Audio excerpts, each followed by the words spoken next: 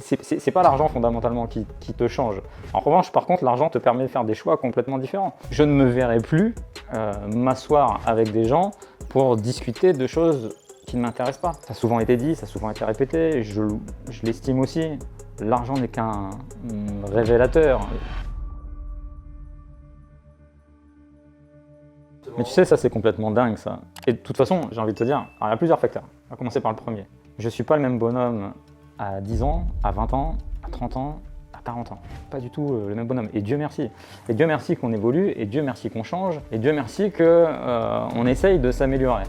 Ça, c'est le premier facteur. Quand tu es confronté à des gens qui ont l'impression de te connaître parce qu'ils t'ont connu il y a 20 ans et qui ont déterminé que tu es une somme de particularités, tu te retrouves face à des gens qui, eux, n'ont pas changé et pas évolué. Pourquoi je te dis ça? Parce que, en tant qu'être humain, notre objectif, c'est de changer, d'apprendre, d'évoluer, de muter, de croître d'une manière générale. Ça, c'est la première des choses. Et ça va faire un lien avec ce que je vais te dire sur l'argent. C'est pas spécialement l'outil, l'argent, qui fait que on estime que tu changes. Parce que finalement, moi j'estime que je change, mais que je change avec mes codes à moi, ma morale à moi, et là où je veux aller, si tu veux. Ce que pensent les uns ou les autres sur moi, mine de rien, j'en ai rien à foutre. Et ça c'est clair, j'ai un tout petit cercle, c'est ma famille. Et ça se limite à ça. Après, que je côtoie des gens, que j'ai des connaissances, c'est une chose. Mais je ne me repose ni je n'attends de validation ou de non-validation d'une tierce personne. Donc, quelqu'un qui pourrait dire « Tiens, Hassan, il a changé depuis qu'il a du fric », non. Ce qui est sûr, en tout cas, sur quelqu'un qui gagne de l'argent, c'est qu'il a moins de temps. Et en plus de ça, il prend conscience qu'il a de moins en moins de temps. C'est-à-dire que pour gagner de l'argent comme j'en ai gagné, il a fallu que je me donne à corps perdu sur tout un tas d'entreprises, un tas d'activités. Donc forcément, mon temps de vie il a été uniquement dévolu à ça. Donc quand les mecs que tu pouvais connaître, quand t'étais potes, machin, et t'arrêtent, ils te disent t'as 5 minutes pour boire un café et que tu lui dis non. Non, j'ai pas le temps. Lui, il va se dire quoi? C'est parce qu'il est devenu riche qu'il est comme ça? Non, c'est que toi, t'étais en train de faire des affaires. Si tu m'arrêtes pour me boire un café, propose-moi un business. Donc on parle de quelque chose de tangible et de solide. Mais c'est pas l'argent fondamentalement qui te change.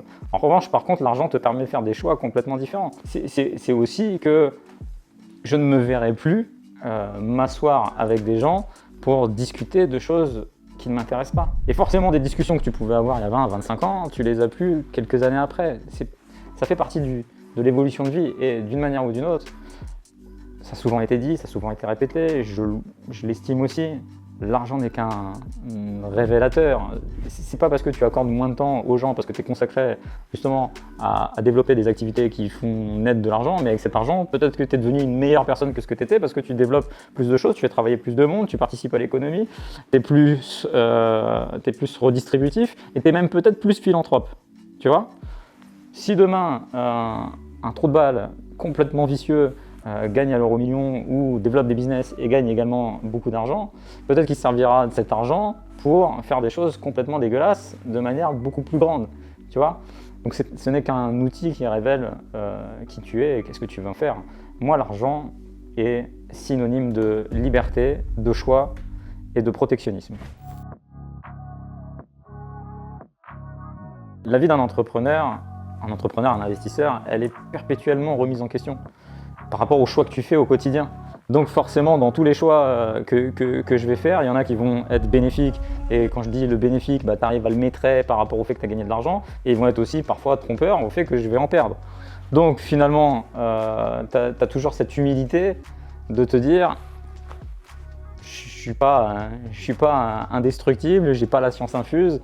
Je te se remettre toujours de manière continue en question. C'est pas l'argent qui fait que tu prends la grosse tête ou pas. Et c'est pas parce que des fois tu te fais plaisir, que tu te payes des choses que beaucoup de gens ne peuvent pas se payer ou que je ne pouvais pas me payer avant, ou que tu roules avec une bagnole que beaucoup de gens n'ont pas, etc., que ça te change ta perception. Tu vois, moi c'était symptomatique, je prends cet exemple-là, comme quoi en fait c'est les gens qui s'inventent des trucs en vérité. J'avais une belle voiture rouge, bien sportive, tu la remarques très loin, tu l'entends de très loin, etc.